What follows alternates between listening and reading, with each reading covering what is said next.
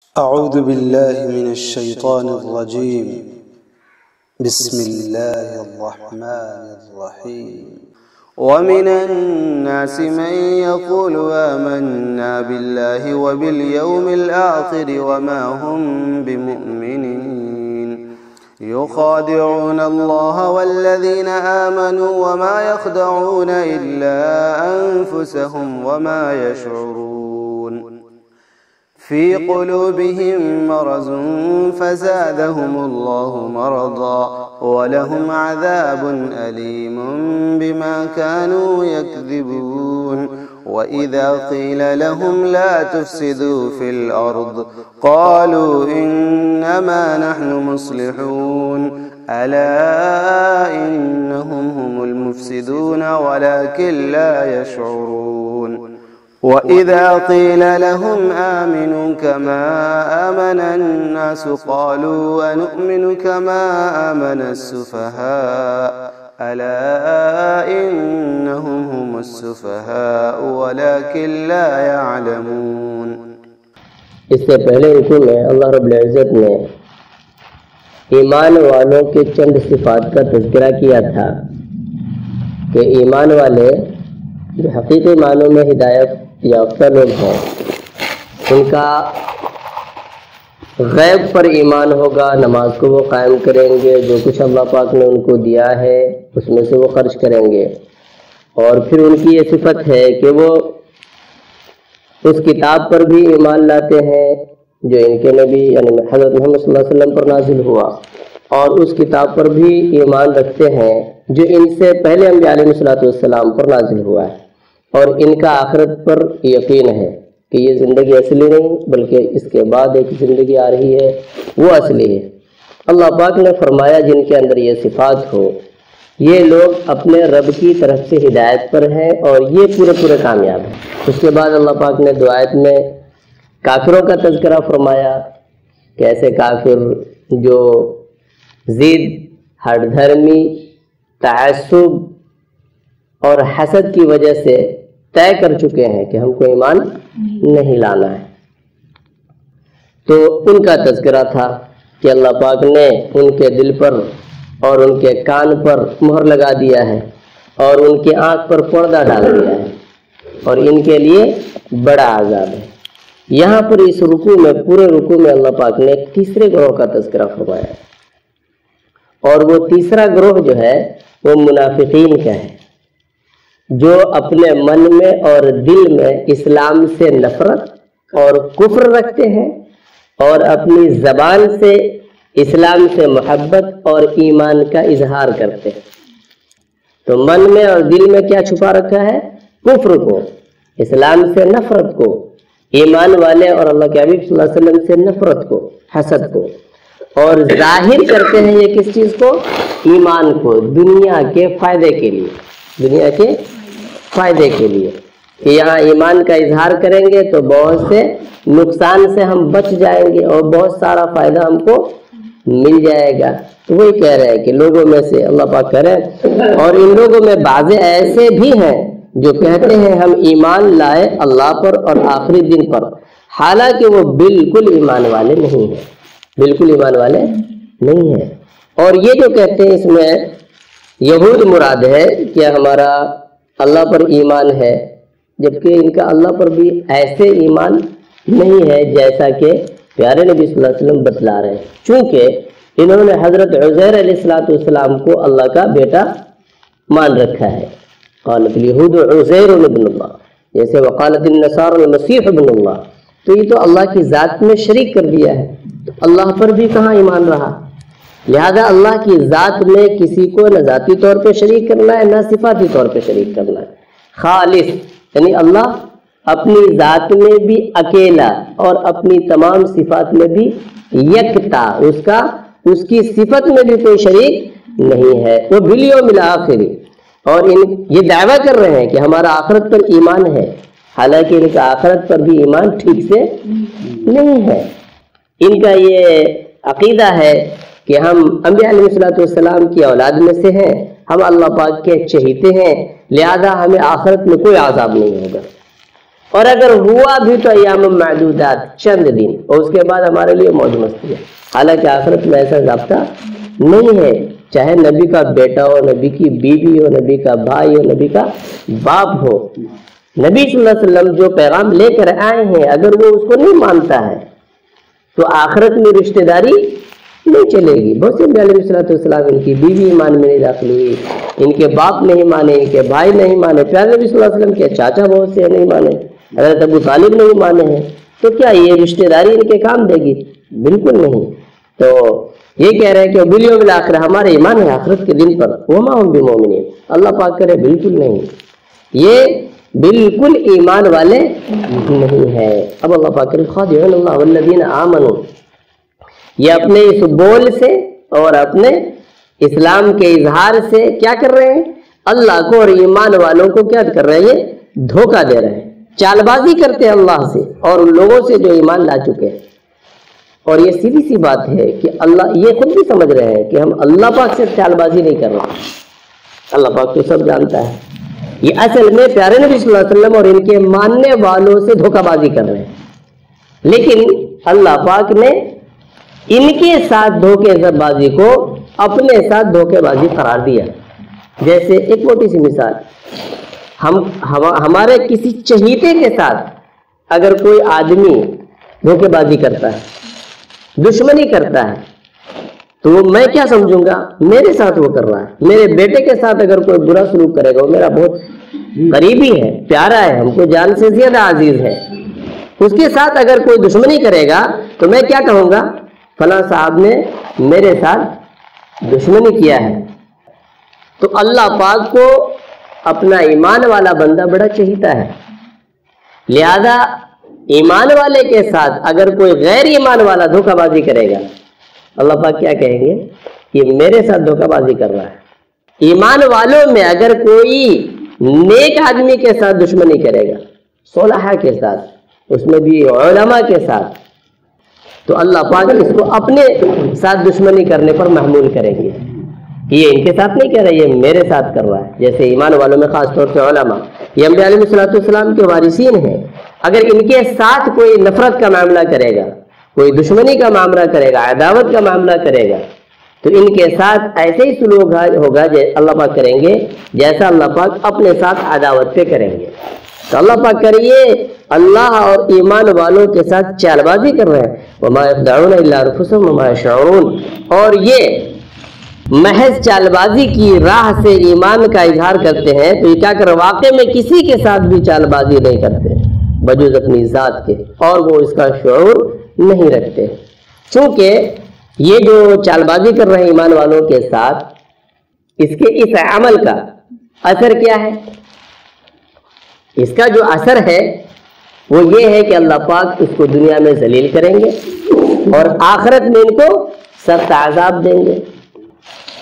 تو اس کی جو یہ چال بازی ہے، اس کا اثر خود ان پر پڑ رہا ہے، خود ان پر پڑ رہا ہے۔ اسی لیے اللہ پاک نے کہا کہ یہ اپنے ساتھ ہی کیا کر رہے ہیں؟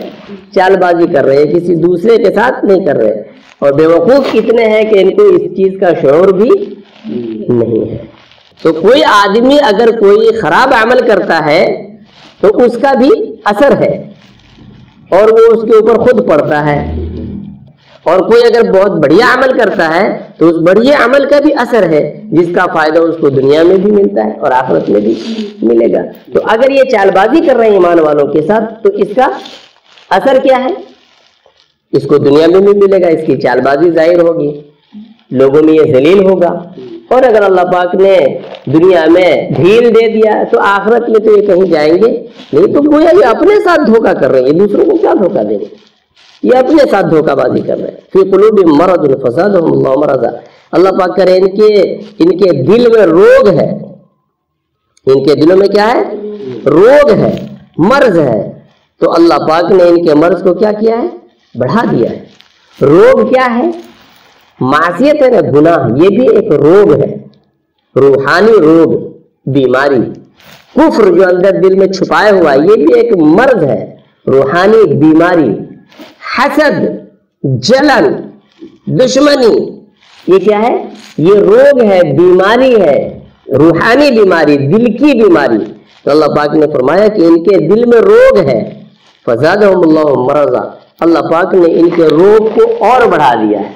रोग क्या था इनका? हसद, मुसलमानों से ये जलते थे, नफरत करते थे, मुसलमानों की अच्छाई इनको बिल्कुल बर्दाश्त नहीं थी, हुजूर पाक सल्लल्लाहु अलैहि वसल्लम की तरक्की इनको बिल्कुल बर्दाश्त नहीं थी। तो अल्लाह पाक इनके रोग को कैसे बढ़ा रहे हैं? दिन ब दिन मुसलमानों की तादाद बढ़ रही है, हर मोड़ पे अल्लाह पाक की मदद इनके शामिल हाल है। तो जितनी इनकी तादाद बढ़ रही है, इनका हसद बढ़ रहा है, तो रोग में क्या हो रहा है?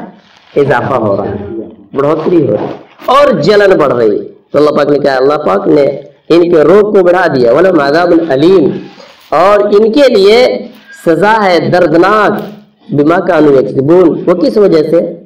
इनके झूठ बोलने की वजह से, कि हकीकत में ये कुफ्र रखते हैं और इजहार करते हैं किसका? ईमान का, झूठ बोल रहे हैं। तो ये झूठ जो है, ये निफाक है, निफाक, ये एतिकादी निफाक है, ईमानी निफाक है, और एक होता है अमली निफाक। अमली निफाक क्या है? कि इस्लाम के जो फराइज हैं, वाजिबात हैं, सुनन है और शिआर है, इसको तो ये मानता है लेकिन अमली तौर पे करता नहीं है। अमली तौर पे ये भी गुनाह है, तो इसको फुजूर है, ये गुनाह है, नाफरमानी है कि आदमी माने कि हाँ नमाज जरूरी है लेकिन नमाज छोड़े हुआ है, तो अमली तौर पे क्या है? निफाक कर रहा है। इसी तरीके से और भी चीज पे, वइज़ा क़ील लहुम ला तुफ़सिदू फ़िल अर्ज़ क़ालू इन्नमा नहनु मुस्लिहून, और जब इनसे कहा जाता है कि फसाद मत करो जमीन में, और ये फसाद क्या करते थे? खुद तो कुफ्र में मुब्तला है, दिल में छुपाए हुए, हसद छुपाए हुए, दूसरे के अंदर भी शुकूक और शुबहात डालने की मेहनत करते थे। इश्काल पैदा कर दिया, कुछ एतराज पैदा कर दिया, वैसी ही है कि आखिरत के बारे में प्यारे नबी सल्लल्लाहु अलैहि वसल्लम ने कुछ बात बतलाई तो उसमें शक व शुबा पैदा कर दिया कमजोर ईमान वाले के बीच में। जो हट्टे कट्टे थे मुसलमान, ईमान के एतबार से मजबूत थे, उनका असर और रसूख था, उनके पास तो हिम्मत ही नहीं थी। तो जो कुछ कम पढ़े लिखे या कम समझ वाले थे, कमजोर तरह के लोग थे, गरीब थे, तो उनके बीच में शुकूक व शुबहात पैदा करते थे। तो ये तो फसाद है ना। तो कहा जा रहा है कि जब इनसे कहा जाता तो ये हजरात कहते हैं इनसे कि ला तुफ़सिदू फ़िल अर्ज़, इस तरह की बातें मत करो, दोगली चाल मत चलो। तो क़ालू इन्नमा नहनु मुस्लिहून, कहते क्या? हम तो इस्लाह करने वाले हैं। कहते कि हम तो इस्लाह ही करने वाले हैं। ये अपनी चालबाजी को क्या कहते थे? इस्लाह, हम बढ़िया काम कर रहे हैं। और जितने लोग उल्टा सीधा करते हैं अमूमन वो क्या अपने उस उल्टा सीधा पर दलील देकर और ये साबित करते हैं कि हम ही ठीक कर रहे हैं। अल्लाह पाक करे अला इन्नहुम हुमुल मुफ़सिदून वलाकिन ला यशऊरून, याद रखो बेशक यही लोग मुफसिद हैं। क्या है? यही फसादी है ये, वलाकिन ला यशऊरून, लेकिन बेवकूफ़ इतने हैं कि उनको इस चीज़ का भी पता नहीं चल पा रहा है कि हम ठीक काम नहीं कर रहे हैं, या अपने मन में क्या कर रहे हैं कि हम बहुत बढ़िया काम कर रहे हैं। अला इन्नहुम हुमुल मुफ़सिदून वलाकिन ला यशऊरून, याद रखो बेशक यही लोग मुफसिद हैं लेकिन वो इसका शऊर नहीं रखते।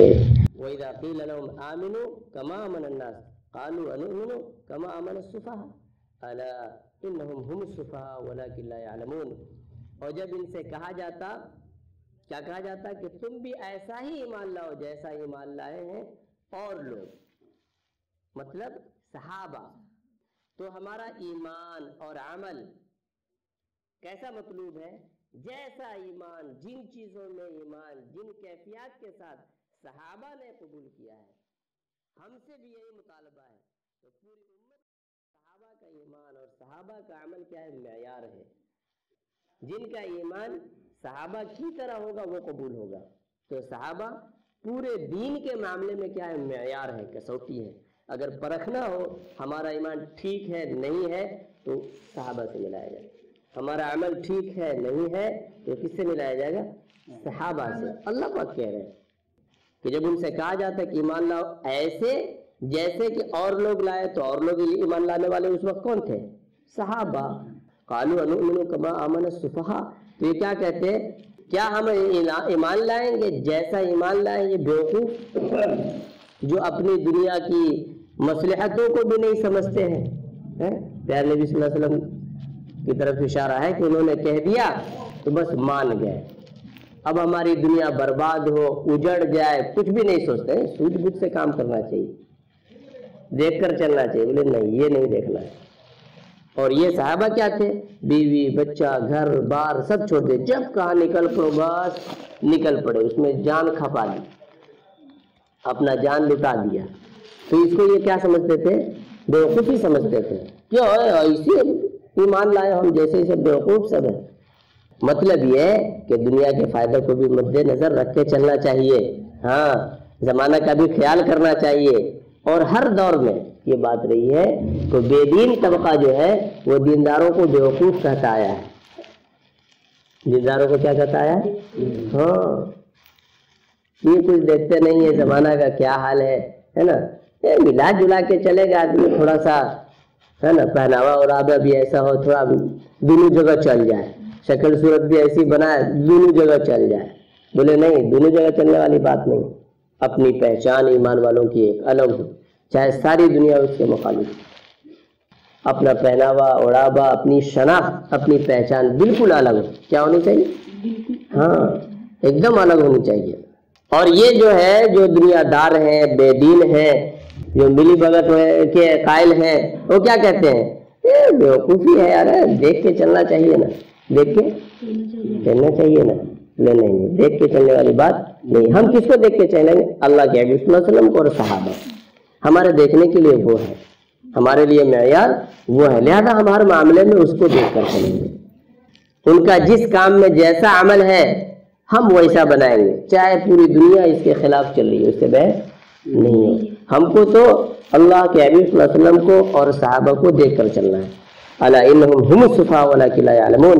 اللہ پاک کیا کہہ رہے ہیں, کان کھول کر سن لو, بے شک یہی ہے بیوقوف, لیکن وہ اس کا علم نہیں رکھتے.